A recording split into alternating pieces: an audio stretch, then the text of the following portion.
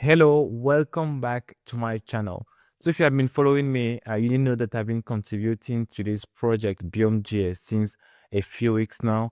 And during this video, I talk about this rule, preserve-uncaught-error, that I will try to port from ESLint to BiomeJs. And this task has been assigned to me since 2 weeks now. So as you can see, there are some tasks sometimes that takes lesser time and others that require a little bit more work from my part. And if you have been following me, I've already explained during my previous videos that I'm newer to Rust programming. So I'm using this project to learn Rust while trying to contribute to open source at the same time. So let's go back to VS Code where I will try to explain what I did. So for this rule, everything starts with a throw statement. And I try to see if the throw statement is within a catch clause. But then there is a second free traversal that I do here. So for this second free traversal, I check if my throw syntax is within a class declaration, a class expression, a method, or any JS function within the catch clause. And the reason why is as I explained here, is that if you are within a function, method, or class, then this is likely an independent error, and this error should be ignored. Why this implementation? Well, it follows what is done also in ESLint, where when there is a throw error within an object or function declaration, then the throw statement is ignored. So I try to follow the same implementation here within Biome as well. Well, for the rest of the things is to try to get the error binding and try to see if the error binding is exactly the same thing that the user is also trying to use within the error that is thrown. So the rest of the things is almost straightforward, I would say.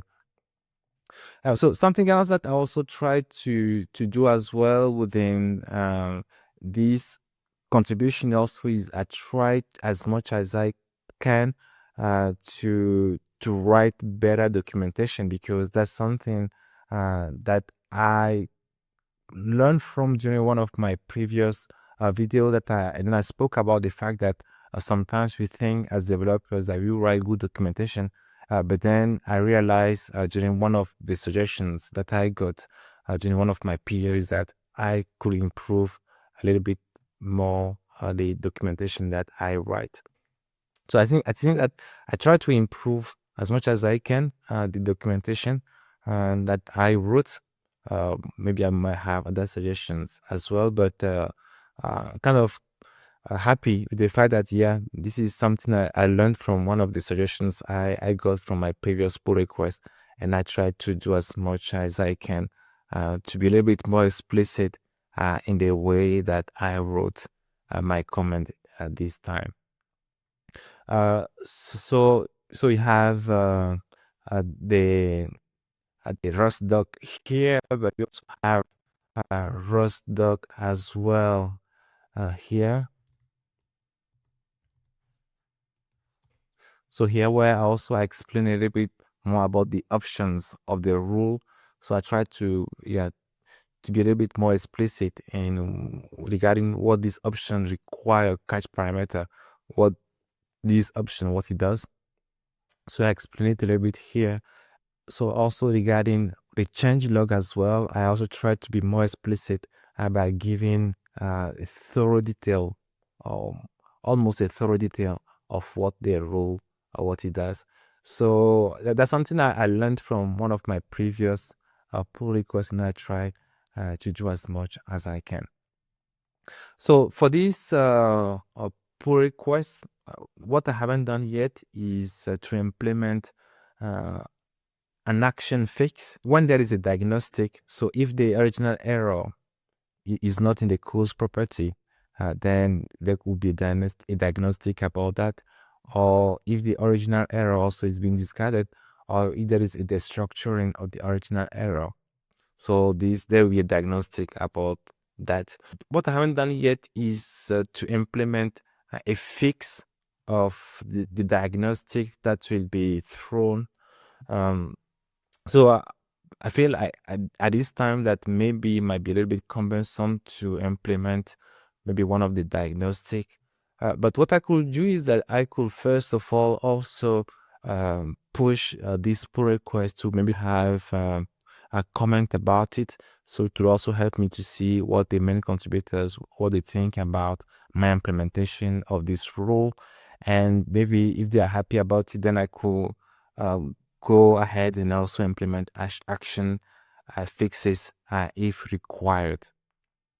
Yeah, because the thing also about implementing actions is that I feel like maybe for the errors, maybe implementing actions, uh, I don't know if it's appropriate in the sense as well that it also depends, for instance, of the version of TypeScript that the user is using, because this cause property is not there for every version of JavaScript. So it's only with the recent version of JavaScript or TypeScript that we have this cause property.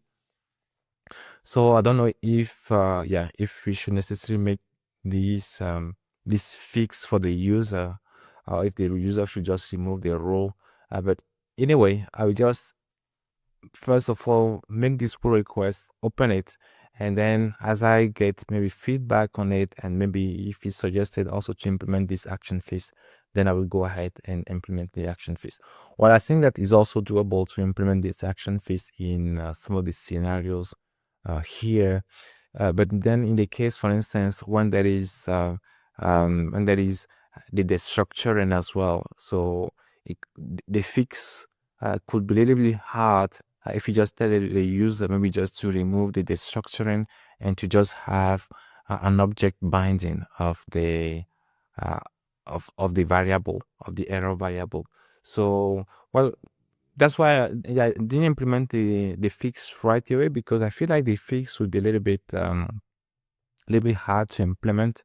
Maybe it might take longer to implement this fix. So I first of all just go ahead with this first implementation of the rule itself, and then as I get feedback, it can help me to improve this rule, and if required, then the fix also will follow.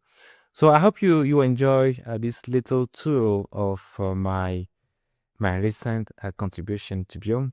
And actually, I haven't yet pushed my commit yet, so maybe we can just do it together. So here it is. So now we could open a pull request, and voila. So I hope you enjoy this video. So tell me in the comment section below or what you think about this recent contribution about porting this role to BiomeJs. So tell me what you like about the format of my videos. So I will really be interested to have your thought on it, on things I can improve. And if you can maybe like this video, or even a dislike was also good for the algorithm. But as for me, I will see you in another video.